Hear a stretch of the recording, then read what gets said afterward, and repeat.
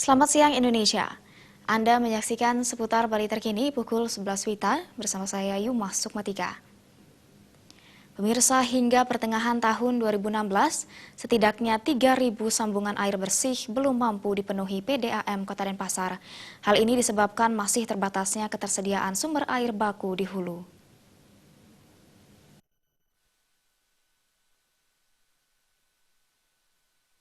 Ketersediaan air bersih tampaknya menjadi persoalan di Kota Denpasar. Masyarakat harus bersabar menunggu sambungan baru dari PDAM Kota Denpasar. Hingga pertengahan tahun 2016, sedikitnya 3.000 sambungan air bersih belum mampu dipenuhi dari target 7.000 sambungan.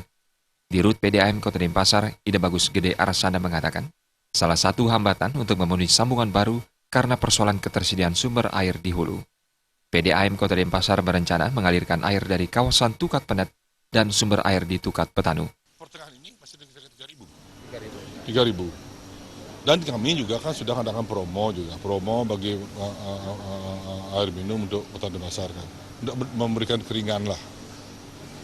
Karena target, dan cuma kondisinya kami juga harus maklum juga.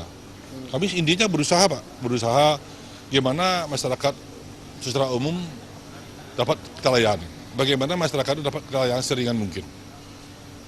Gitu.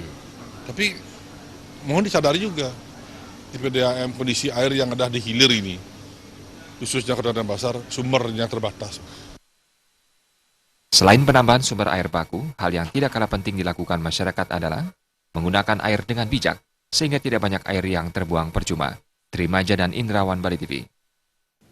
Pemirsa, demikian seputar Bali terkini kali ini. Terima kasih atas perhatian Anda. Selamat siang Indonesia.